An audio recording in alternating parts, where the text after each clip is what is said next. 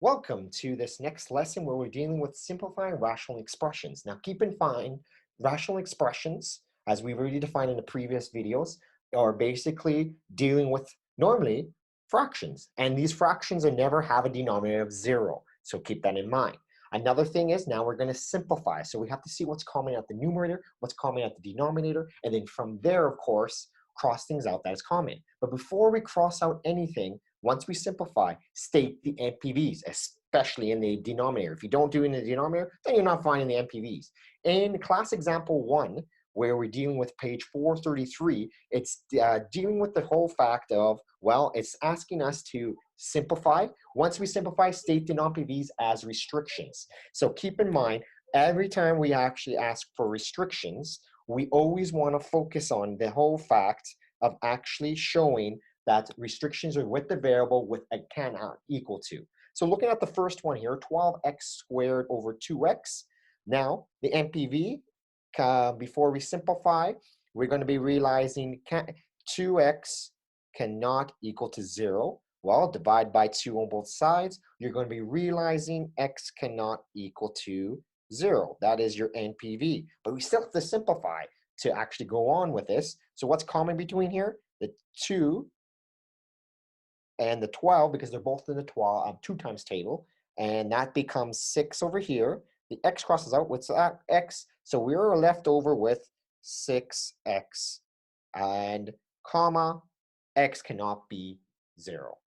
Now going on the next one, let's find the NPVs of this one first and this one first. You're going to be realizing to do that like we did earlier. We can say a plus 7 cannot equal to 0.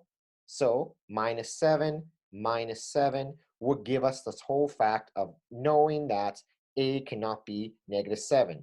So the same thing for the negative 1 for the a plus 1. So I'm just going to include it right now. Now we could start simplifying. This a plus 1 is common at the numerator, common at the denominator. Yes, we could start crossing out. So that our final solution is a minus 6 over a plus 7. Let's go to part C now. 8y plus 2 over 8y. Well, in this case, what's common between the 8y and the 2 is that they're both in the 2 times table. So 2 to 2. Now we have 4y plus 1. Now at the bottom, we have still 8y. Okay, now you can find the NPV for this right off the bat before you start crossing things out for the numerator and denominator, because the 2 and the 8 are common because they're both in the 2 times table. So in that case, what's going to happen here is that y cannot be 0, because 8y cannot be 0. So then divide by 8 on both sides. That's what that was coming from. So now from here, what's going to happen is we're going to divide by 2 on both sides, as I was saying. So what's going to happen from there? You're going to have, well, the 2's gone. The 8 is going to be simplified. So to become 4y plus 1 over, well, 8 divided by 2 is 4y. Can we do anything else from here? Well, there is nothing else that's common here, so this is our final solution. Keep in mind, the top right now is showing a binomial. The bottom is showing monomial. You can't cross out a binomial with a monomial. You can't simplify it, and then you can start crossing out, like what we did up from the above, where it was dealing with 2. So keep that in mind. Now, going with D, we have x plus 7, 49 minus x squared. This looks like the difference of squares the bottom here, because 49 is a perfect square coming from 7 squared, and the x squared, while we have no x times x. So first things first, I'm going to rewrite the top. Now the bottom, you're going to have it as, well, 7 minus x, difference of squares, meaning the other one has to have the plus sign, 7 plus x. Okay, now find the NPVs. So in that case, x cannot equal to positive 7 and negative 7. Okay, now to simplify, that crosses out, that crosses out. Now keep in mind the numerator, I should say, becomes 1. So now you have 1 over 7 minus x. So this is our final solution for that one. Let's move to E, where it's dealing with 12p squared minus 8p over 6p cubed minus 4p squared. So in this case, what's going to happen is that we have to find what's common between the 12p squared and the 8p. Well, I know p for sure, and I also know that both of those are in the 4 times table. So I'm going to put the 4 right outside. And okay, so now open the brackets, and what do you have now? Well, 4p times what makes 12p cubed, or squared, I should say. So we know there's another p that could go into there. Well, what else can we know on that? Well, we also know that 4 times 3 would make that possible. So there's your 3. So now from here, minus 2, and that's just p right off the back. So that's done for the top part. The bottom part, 6p cubed, and the 4p, they're both in the 2 times table. So, and there's a p squared that's common between them. Open up the bracket. What are we going to have from there now? Well, we have 3p minus 2. Well, look at that. Now we find the NPVs of that.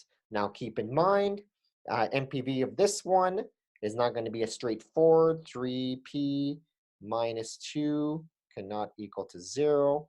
Now plus 2 on both sides, you're going to get 3p cannot be equal to 2, divide by 3, divide by 3, and that's one of your NPVs.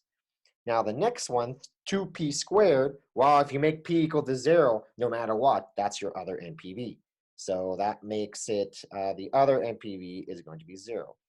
Now, moving on to this simplification, that crosses out, that crosses out. Now, you could also cross out the 4 and the 2 because they're both in the 2 times table. So what's going to happen there is that you have 2 here. So, nope, sorry, that bad. 2, and the p crosses out 2. So there's your p that crosses out with this. So what happens from there is your final answer is 2 over p, and your NPVs are just stated right over here. So 2 over p, NPVs are right here. P cannot be the following. Now moving on to the next one, 3t squared minus 75, and so forth. So what's common on top is that the 3 is common on top. Now close the bracket there. You're going to be realizing that t minus what makes 75? You're going to be realizing it's 25. Close that up. Now that's all over. Well, we have the following t plus 3 and t minus 5. So it's fine to leave it as is, t plus 3 plus and t minus 5. Now, difference of squares here will tell us 3 over t minus 5, t plus 5 would be the next one. And that's going to basically leave us with the fact of, well, yeah, the t minus 5 will be crossed out at the bottom. But before we do that, find the NPVs. So I'm just going to change the color here. And you're going to have basically, well, that's over t minus plus 3 and t minus t plus 5. Okay, so When Mr. De La Santi transferred the numbers from the top to the bottom, he did not transfer the t minus 5 and the t plus 5 correctly. Hence the fact the denominator should actually say t minus 5 and t plus 3. the two NPVs are basically were minus 5 and the other one was plus 5. So what's going to happen is that, well, t cannot be equal to positive 5 and the other one cannot be negative 3. Okay, were we done there? No, we still need to simplify the top and the bottom. The plus 5's cross out. So that leaves us with the final solution of 3 open t minus 5 all over t plus 3. T plus 3. That's a plus sign there. And that's example 1 there for you. The final answer should be 3, open the bracket, t plus 5, close the bracket, over t plus 3, and the NPVs are t cannot equal to 5 and negative 3.